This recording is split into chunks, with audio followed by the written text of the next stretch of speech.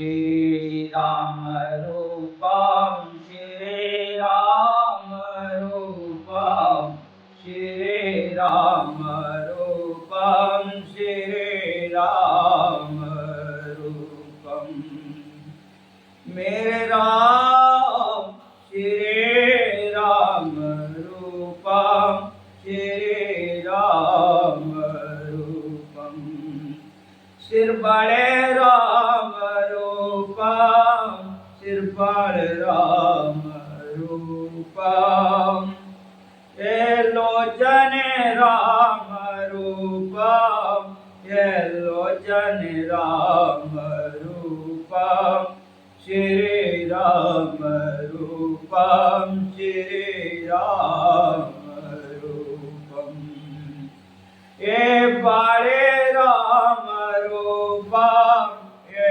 बड़े राम रूपम श्री राम रूपम श्री राम रूपम श्री राम रूपम श्री राम रूपम श्री राम रूपम ये तने राम रूपम ये मन राम रूपम ये तने राम रूपम ये मन राम रूपम श्री राम रूपम श्री राम रूपम ये हृदय राम रूपम ये हृदय राम रूपम श्री राम रूपम श्री राम रूपम ये भाव राम रूपम ये भाव राम रूपम श्री राम रूपम श्री राम रूपम ये संगत राम रूपम ये रंगत राम रूपम ये संगत राम रूपम ये रंगत राम रूपम श्री राम रूपम श्री राम रूपम। अभी तक हमने सुना, बाबा तुलसी हमें समझा रहे थे कि मेटा कठिन को अंक भाल के हमारे अंदर जो कुछ हमने इस जन्म में किया या जन्म जन्मांतरों का जो लिखा हुआ है वह ही हमारे लिए मिलता है। पर बाबा तुलसी लिख रहे हैं जो इन राम रूपी वचनों को सुनता है, जो इस सत्संग को सुनता है, जो इन अमृत भरे प्यालों को पी लेता है, मेटत कठिन को अंक भाल के, जो भी अच्छे बुरे कर्म तुमने किए हैं अपने इस जीवन में या पिछले जीवन में या कभी भी, और अगर तुम राम शरण में आ गए या राम कथा तुमने सुनना शुरू कर दिया, तो राम कथा में और राम में या राम नाम में किसी में कोई अंतर नहीं है, तीनों एक ही हैं। राम, राम की कथा या राम नाम, तीनों एक ही और तीनों एक दूसरे से जुड़े हुए हैं, एक दूसरे में समाये हुए हैं। कहने को तीन हैं पर एक ही है। ये साधु अगर साधना सहित, कोई साधु ही राम कथा कह सकता है अगर साधना सहित उसके हृदय में प्रभु की धारा प्रज्वलित है और वो प्रभु से उसका स्नेह है, वह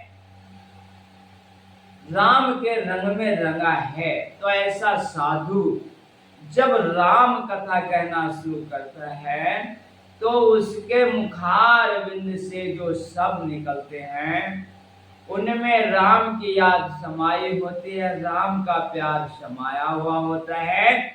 और ऐसे शब्दों के लिए बाबा तुलसी कह रहे हैं कि मंत्र महामणि विषय प्याल के मेटत कठिन वो अंक भाले। ये मंत्रों का काम करता है।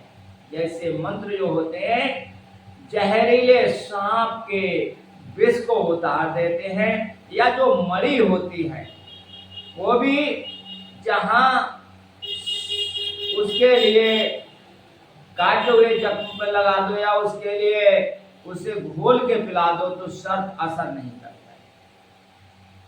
इसी प्रकार ये रामचरित्र जो है, राम जी के जो गुण हैं, राम कथा जो है वो भी तुम्हारे कठिन से कठिन भाग में लिखा हुआ।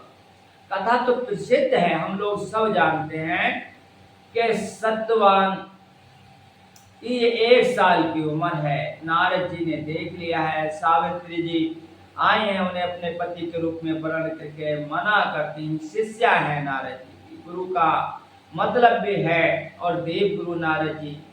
नारद जी कहते हैं कि बेटी वो तो 1 ही साल जिएगी। कहते हैं कुछ भी हो 1 साल का अगर उनका जीवन है वह भी मेरे लिए बहुत है, पर मैंने जब उनके लिए दिल से वर्ण कर लिया तो हे गुरुदेव मैं अब उन्हीं को अपना पति बनाऊंगी। आप मेरे लिए कुछ ऐसी सीख दें जिससे मेरा कल्याण। क्या कहा है नारद जी ने उससे?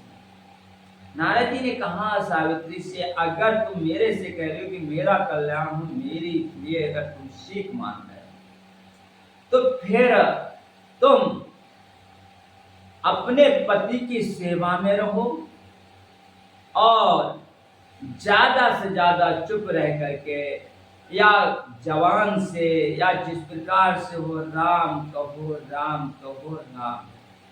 राम नाम का मंत्र सावित्री को दे देते हैं नारद जी और कहते हैं इसे तुम गाते हो, इससे तुम्हारा कल्याण। सावित्री की शादी आश्रम में रहते हुए सत्यवान से होती है। 1 साल का समय होता है, एक एक दिन वो गिनती है, एक एक दिन गिनती है। अपने भाग की तो बात क्या है, यहाँ पर दूसरे के भाग की बात है। अपने भाग की बात नहीं है, दूसरे के भाग की हो रही है कि 1 साल की उम्र है, इसके लिए वह ये नहीं कि मैं कुछ करूंगी, बस जैसा गुरु महाराज ने किया है राम राम जप। 3 दिन पहले खाना पीना छोड़ देती है, बोलना बंद कर देती है कि 3 दिन का मेरा व्रत है, मैं ना बोलूंगी ना कुछ खाऊंगी, मेरा 3 दिन का व्रत है। मेरा ये व्रत जो है वो 3 दिन का है। आप सब लोग अपने ससुर से कह देते हैं, पति से कह देते हैं कि मैं बोलूंगी नहीं, और पूरे तरीके से तुल जाती है। तीसरा दिन जब होता है वो लकड़ी काटने के लिए जंगल में जाते हैं। तभी सावित्री जो है अपने पति के साथ चलती है, मना करते हैं, वो कहते हैं नहीं, हाथ जोड़ लेते हैं, बोलने की तो मना कर रखा है, और अपने पति के साथ चली जाती है। और जाने पर वह राम नाम के जाप को जप रही है, ये ऊपर लकड़ी काट रहे हैं, सर में दर्द होता है सावित्री के पति के। उसे पता है कि आज आखिरी दिन है, क्योंकि गुरु महाराज जी की कहे हुए वचन है। इसके लकड़ी काटने पे सर में दर्द होता है, कहते हैं जल्दी नीचे उतर आओ। और नीचे उतरने पर अपने पति का सर अपनी रांग पर धरकर हाथों से सर दबाती है, राम हा राम राम हा राम, पूरे दिल से राम हा राम राम राम राम का जाप करती हैं सावित्री जी। और उससे देख करके उसके तेज को यमदूत आते हैं और लौट जाते। ये राम नाम की है। फिर खुद यमराज आते, खुद यमराज आते। रामायण में जो लिखा है मेटत कठिन को अंक भाल के, जो गलत भी लिखा हुआ है, अगर कोई साधना पे आ जाए, कोई अगर कुछ भी ना बनता हो किसी का, राम नाम की शरण में चले जाओ, राम कथा की शरण में चले जाओ, आपके कठिन से कठिन कर्म भी है वो भी मेट दिए जाते। क्या फायदा? अच्छा क्या फायदा है आने का? आप सोचो तो क्यों आए हमें हम? भाई राम कथा में क्यों आए, क्यों सत्संग में आए, क्यों गुरु महाराज की शरण में आए? जो लिखा है वही मिलेगा हमें ना, गलत है ये सब। जो कुछ लिखा है वो भी मिट जाएगा अगर जे आप साधना में लगे हो, अगर जे आपके अंदर छल कपट नहीं। भगवान की बारी है, निर्मल मन जन सोई मोय भावा, मोय कपट छल छिद्र न भावा। जो निर्मल मन है वो मुझे जरूर भाता है। एक ही चीज भगवान को खराब लगती है कि छल कपट ना हो।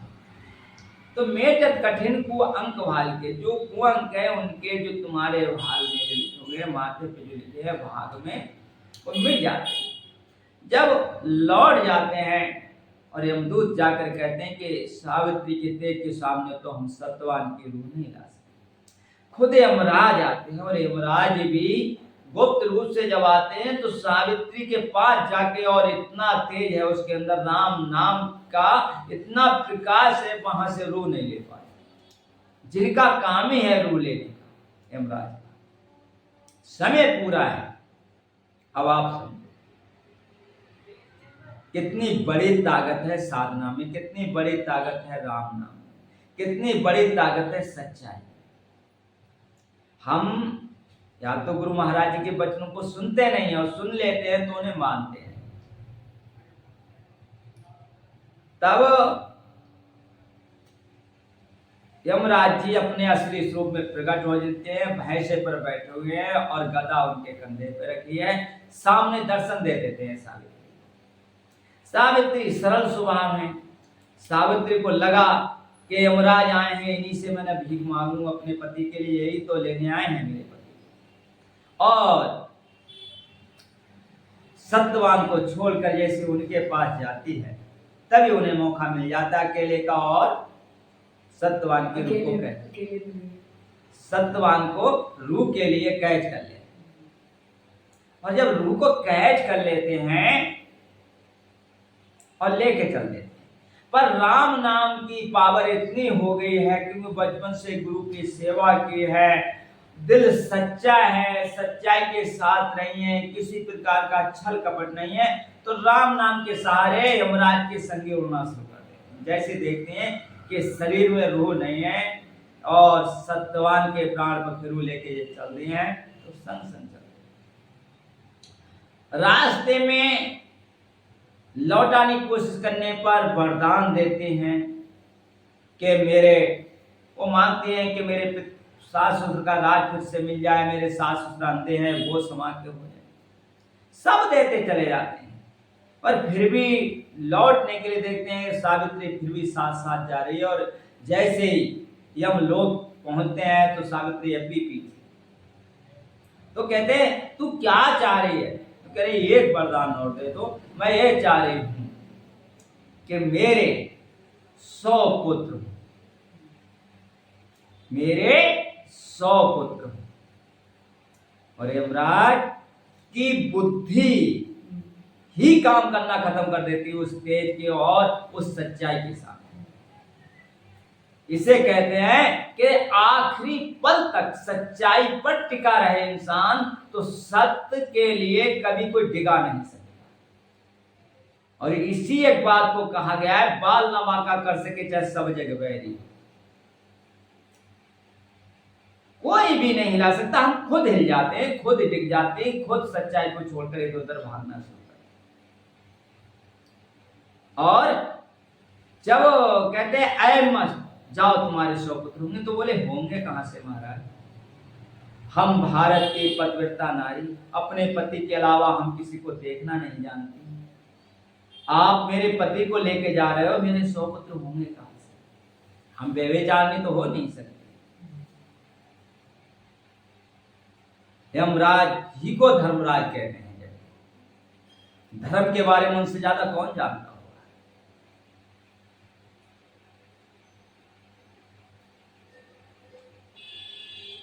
और जब उन्होंने ऐसी बात सुनी,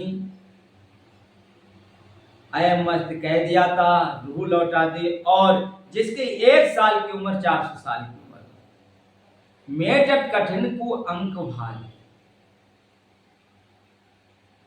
ये कठिन से कठिन समस्या तुम्हारी समाधान करती है रामायण।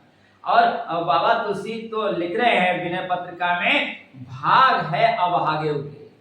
ये राम कथा, ये सत्संग रूपी धारा जो है, अगर आपके हृदय में उतर गई तो ये अभागे का भी भाग है, भाग बनता है। यहाँ पर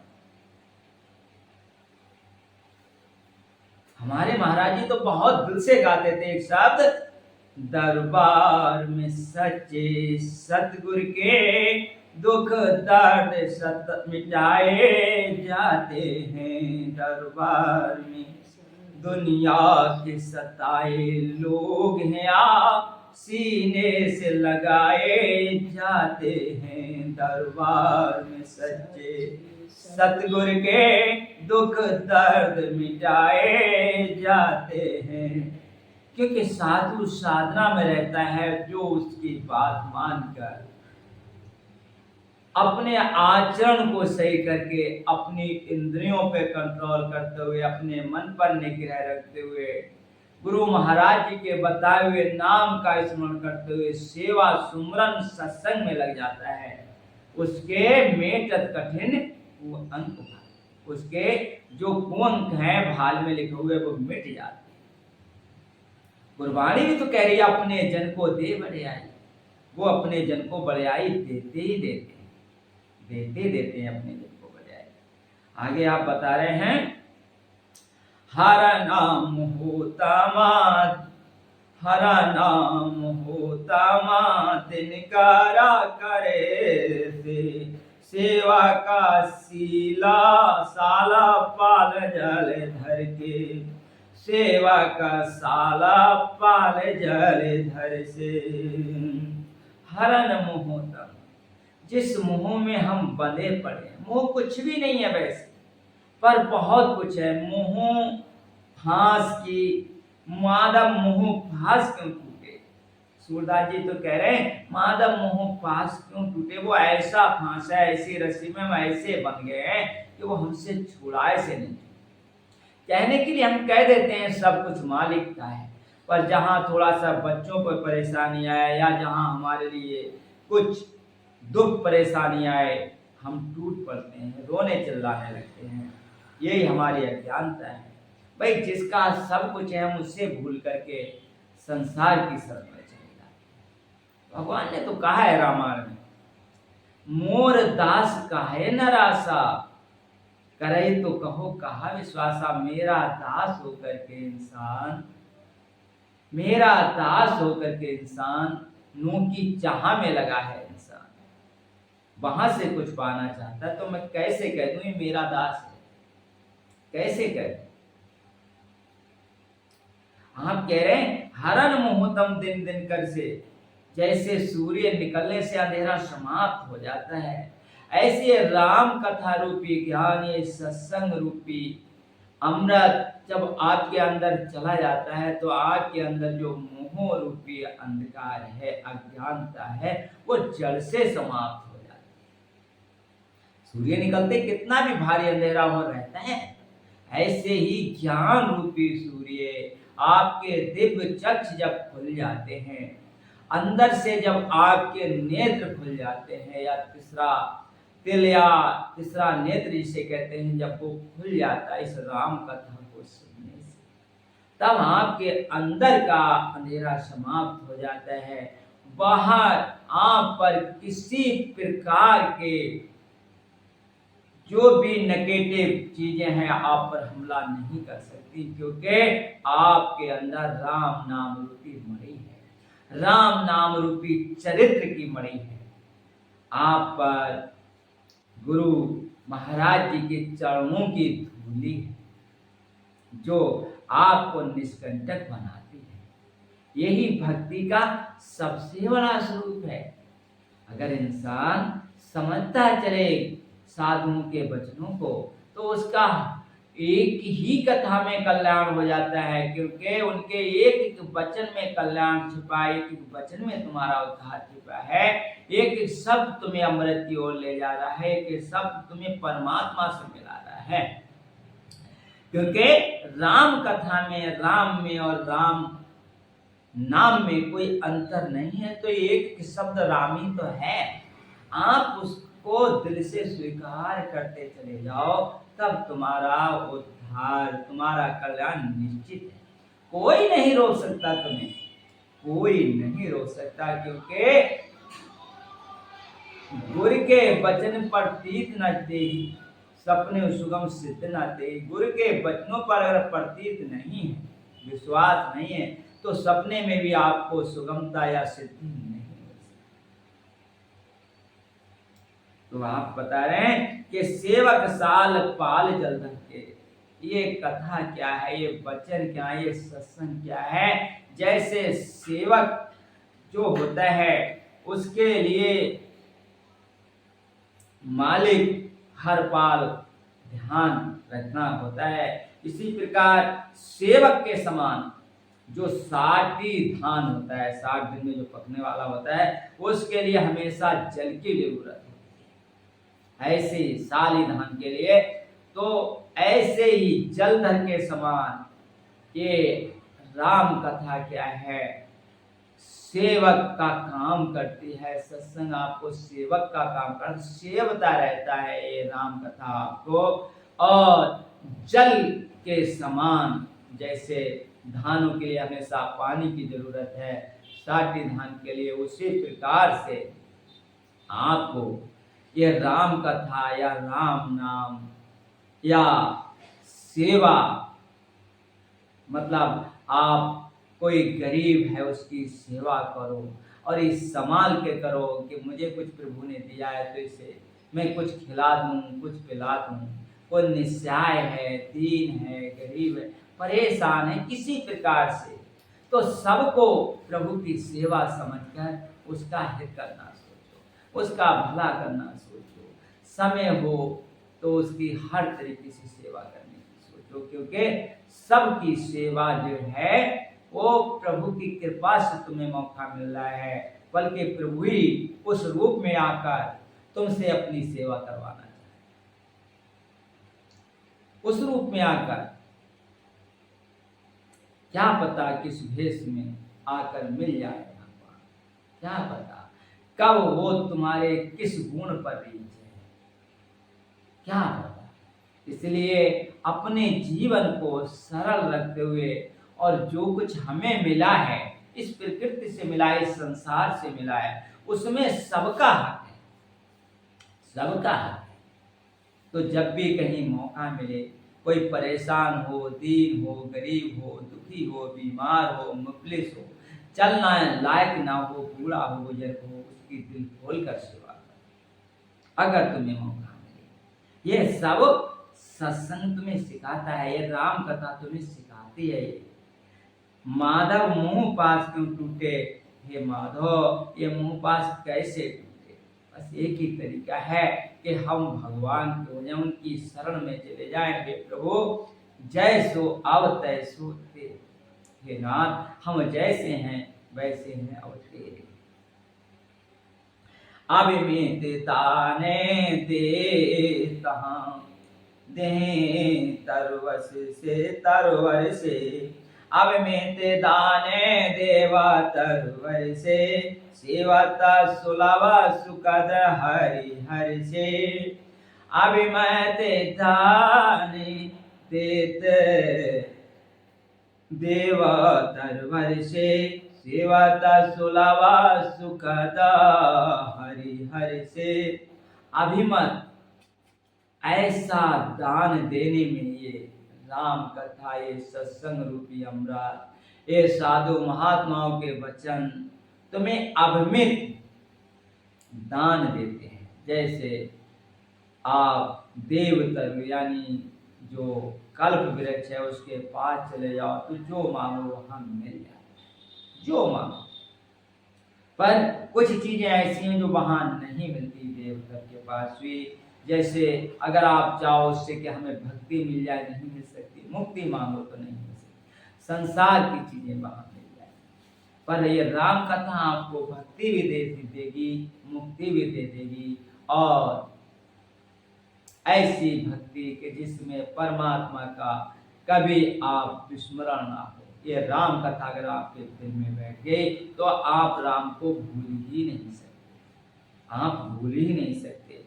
सेवत सुलभ सुखद हरिहर से, अगर आप इस नाम का सेवन कर रहे हो, इस कथा का सेवन कर रहे हो, तो ये बहुत सुलभ है, हर जगह सुलभ है। जैसे हरि और हर, हरि माने विष्णु भगवान, हर माने शंकर भगवान, हर जगह सुलभ है, हर जगह आपको मिल जाएंगे, हर समय आपकी रक्षा करेंगे। हरि हर से आपको अभिमित दान देने वाला है ये राम कथा। ये हरि और हर जैसे आपको वरदान से दे सकते हैं, जैसे आपका कल्याण कर सकते हैं और हर समय सुलभ है, ऐसी ये राम कथा और संतों के वचन भी हर जगह सुलभ है। पर किसे? कि जिसके दिल में लगन है, जिसके दिल में मिठास हो, जिसके लिए परमात्मा की चाह हो, जिसे जरूरत हो, मुझे भूख लग रही है परमात्मा की, बिना परमात्मा के मेरा गुजारा नहीं हो सकता, ऐसे इंसान को साधु महात्मा सुलभ है, ऐसे इंसान को ये सत्संग रूपी अमृत सुलभ है, ऐसे इंसान को राम कथा सुलभ है, हर जगह सुलभ है। आप कह रहे हैं राम नाम क्या है? विनय पत्रिका में आप लिख रहे हैं, राम नाम काम तारा जोई जोई मीठा है, कि राम नाम काम तारा जोई जोई मीठा है, तुलसी स्वार्थ परमार्थ तो न खांगे, तुलसी स्वार्थ परमार्थ न खांगे। कह रहे हैं ये राम नाम इतना मीठा है, जैसे जैसे इंसान ये राम नाम उससे मीठा लगने लगता है, जैसे जैसे अधिक मीठा लगता है, तो ये एक तो काम तर है, यानी कामनाओं को पूर्ण करने वाला ये तर है राम नाम। दूसरे ये स्वार्थ, अगर कोई चाहे कि मेरा ये स्वार्थ सिद्ध हो जाए, किसी प्रकार का स्वार्थ, घर परिवार बाल बच्चे बेटी बेटा जो कुछ भी स्वार्थ, बाबा तुलसी देखो रामायण आप कहते हैं, साधु महात्मा कहते हैं भाई केवल भक्ति करो तो हमारी बात सुनो, पर रामायण कह रही है बाबा तुलसी क्या कह रहे हैं कि परमार्थ हो ना खांगे, यानी चाहे स्वार्थ हो चाहे परमार्थ हो, आप किसी तरीके से इन साधु महात्मा की शरण चले जाओ, राम नाम की शरण चले जाओ, आपका सब कुछ पूरा, कुछ भी नहीं बचता, कुछ भी नहीं बचता, हर चीज तुम्हें मिलेगी और कुछ नहीं बिगड़ेगा तेरा सतगुरु शरण जाने के बाद, कुछ भी नहीं बिगड़ता है। बिगड़ता उनका है जो आधे अधूरे मन से आते हैं, बिगड़ता उनका है जो आते ही नहीं है, यानी आ तो गए पर तन कहीं और मन कहीं, ऐसे आने और जाने से क्या फायदा, क्या फायदा। तो जो दिल से भगवान की शरण में आ जाते हैं, परमात्मा की शरण में आ जाते हैं, तो उनके लिए क्या कहे, राम जी की शरण में विभीषण गए, उस समय की एक चौपाई मुझे बड़ा प्रिय है के सन्मुख होए जीवा मुझ जबहि, जन्म कोटिया घना से तबहि सन्मुख होए। मेरी ओर जैसे इंसान मुख कर लेता है, जैसे ही भगवान राम के वचन है।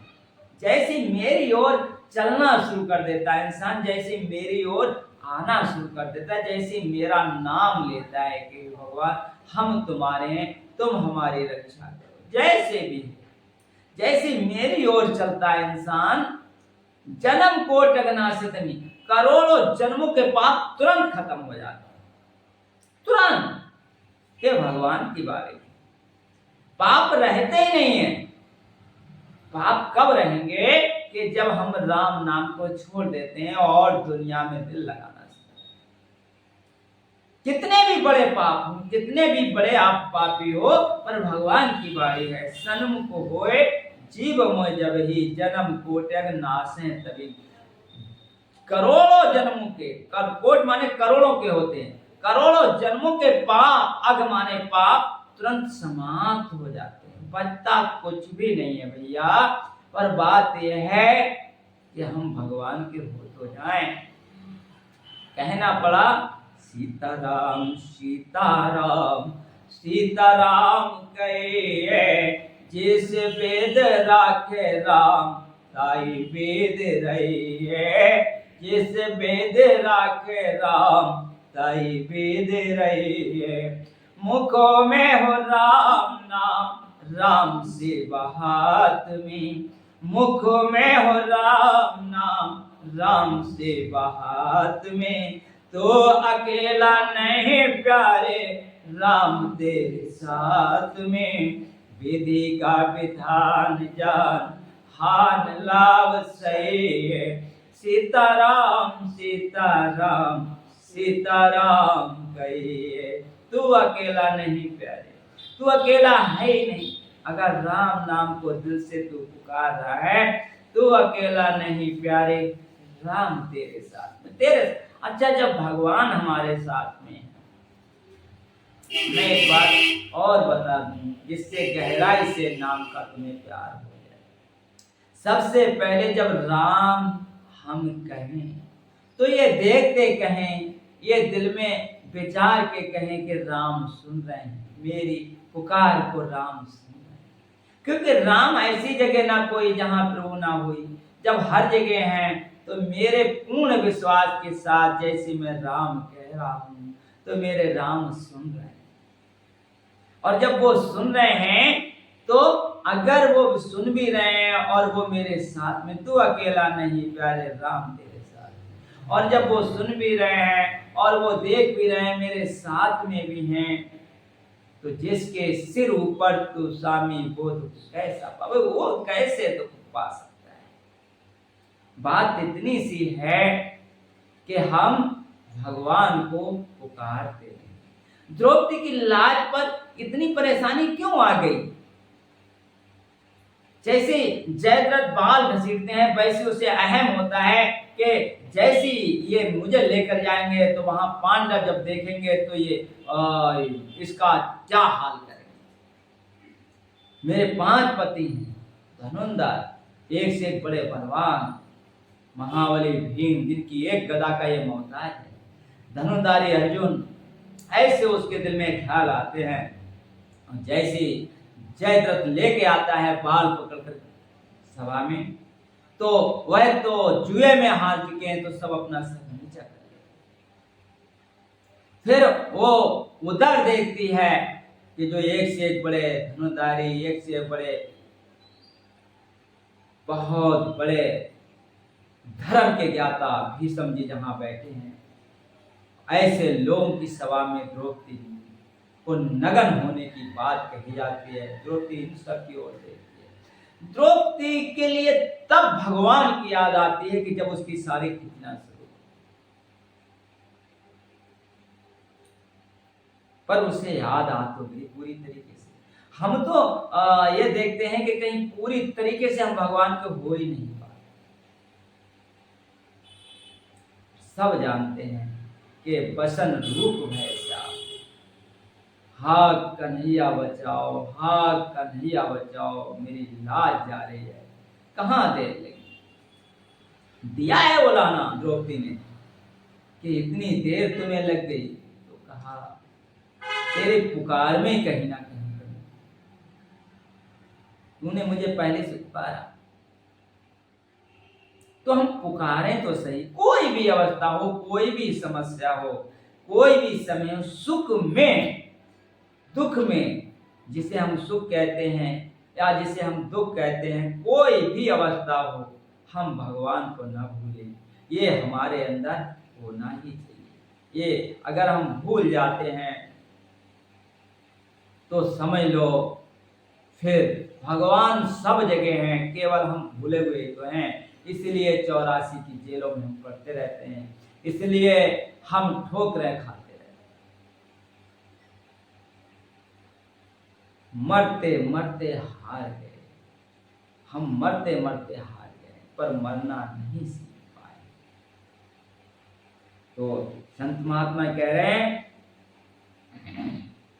बाबा तुलसी समझाने की कोशिश कर रहे हैं कि सुका बसरदा नवा मन उलगन से, सुका बसरदा नवा मन उलगन के, राम भगत जना जीवन धन से, राम भगत और सुखवा सरदा नाभा मन उड़गना से जी, मन उड़गना से,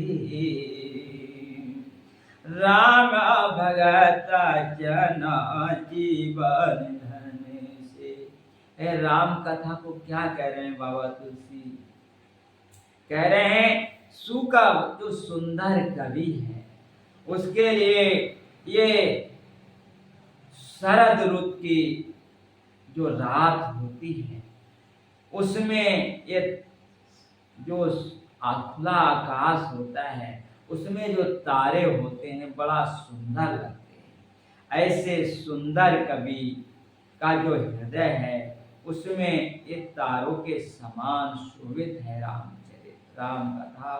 और राम भक्ति जो है जन जीवन धन से, जैसे राम भक्ति जो है इंसान का जीवन है, धन है। जो जन है भगवान के जो जन है उनके लिए राम भक्ति जो है उनका सबसे उत्तम धन है।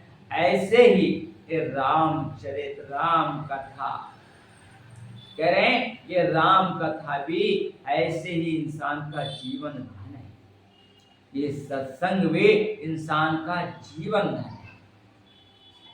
अगर इसे इंसान पीता चला जाता है तो वो असलियत में परमात्मा का होता ही चला जाता है।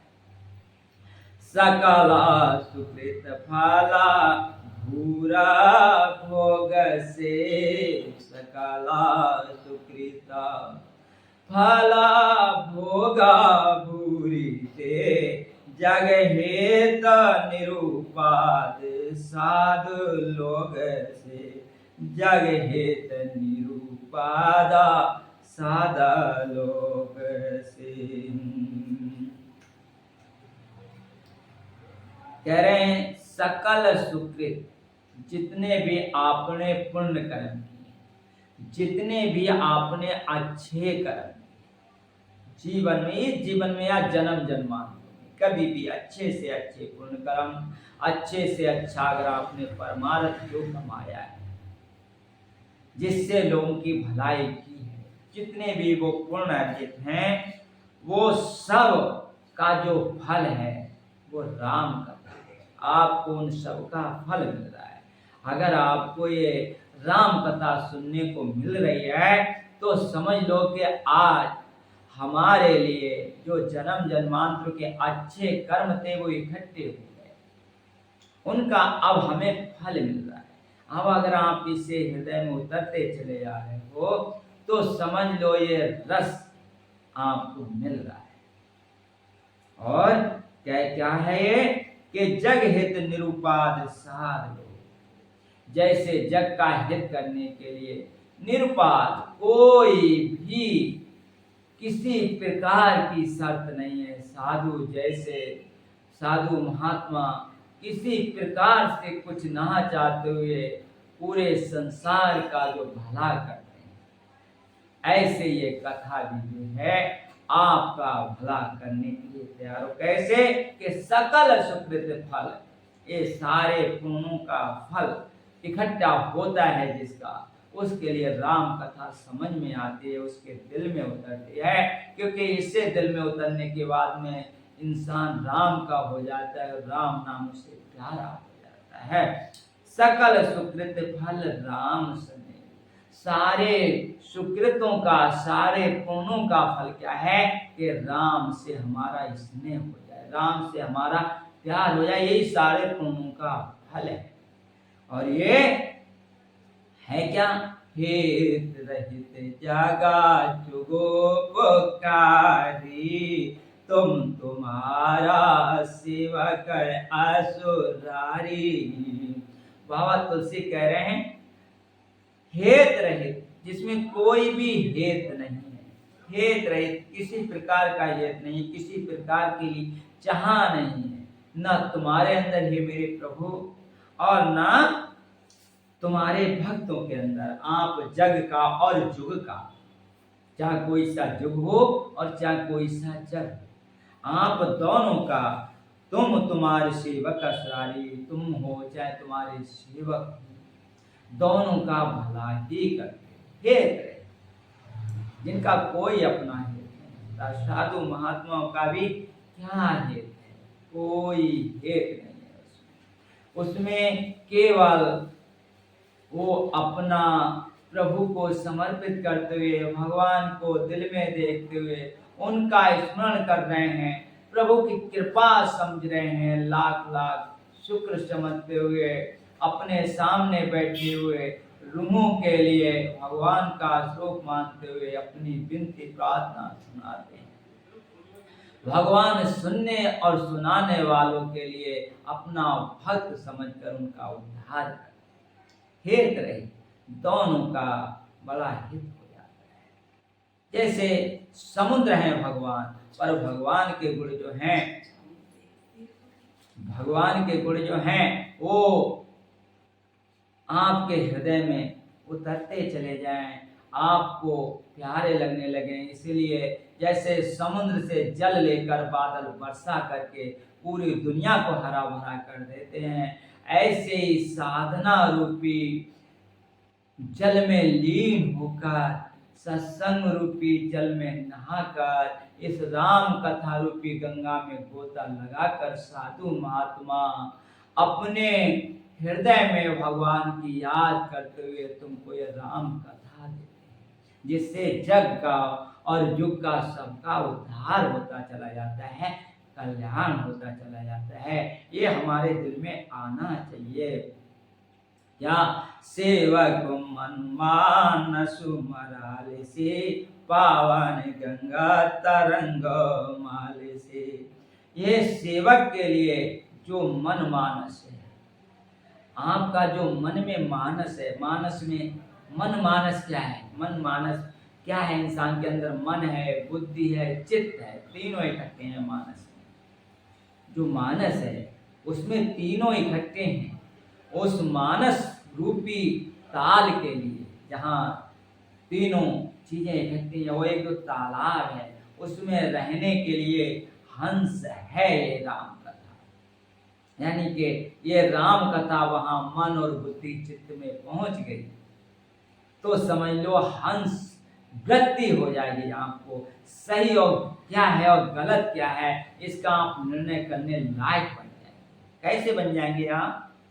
कि हंस वृत्ति हो जाएगी आपकी।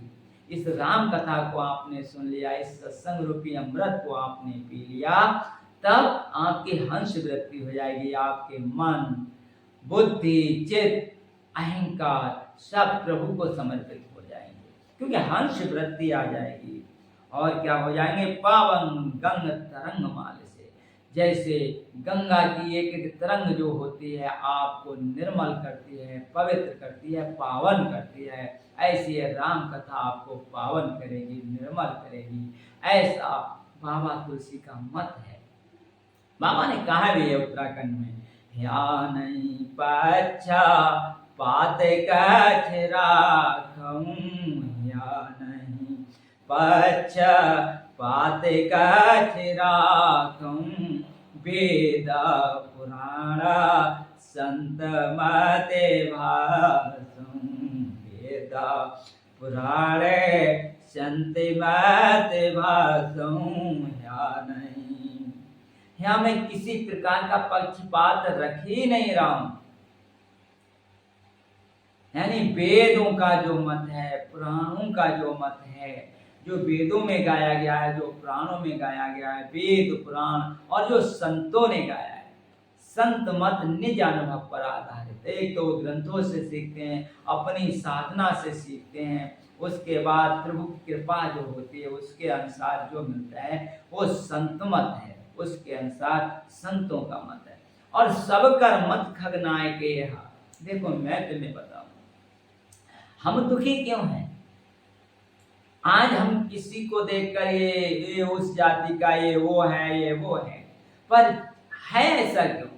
बाबा तुलसी ने अपार कृपा की है। सबकर मत खगनाय के का, जब सबका मत एक हो जाए तो फिर जनजाति का कल्याण ही कल्याण है, उद्धार ही उद्धार है। बाबा ने अपना मत नहीं, उसमें वेद पुराण संत मत जो कुछ है वो भी है, पर सब कर मत खगनाय, सारे मतों को एक करके हमें ये राम कथा रूपी अमृत दिया है। जब सबका मत एक हो जाए तब समझो सारी सबकी मत एक हो जाए। जिस घर में छोटी सी बात तो उस घर में लड़ाई होगा, झगड़ा होगा, सब एक जैसी बात कर रहे हैं, सब एक जैसे चल रहे हैं, तो सब कर मत जब सारे जग का और सारे देशों का जब एक मत हो जाए कि सबका भला करने को हम खड़े हैं, तो फिर कोई किसी को दुख देगा, कोई किसी को नीचा दिखाएगा, कोई अपने को बड़ा बनाने की सोचेगा। तो सब कर मत, बाबा तुलसी ने हमें सबका मत सिखाने की कोशिश की है। ये राम कथा हम सबको एक करने की, एक धारी जो काम बाबा मतलब त्रेता युग में राम जी ने जन्म लेकर के किया या द्वापर में कृष्ण भगवान ने किया, वह एक कथा ने किया है आज हमारे लिए। कितने लोगों को जगा दिया, कितने लोगों को राम का सेवक बना दिया। हम आभारी हैं बाबा तुलसी, वो परम आचार्य हैं हम सबको लिए, क्योंकि वो सबके मत को एक किया है उन्होंने। इन्हीं शब्दों के साथ सबको मेरा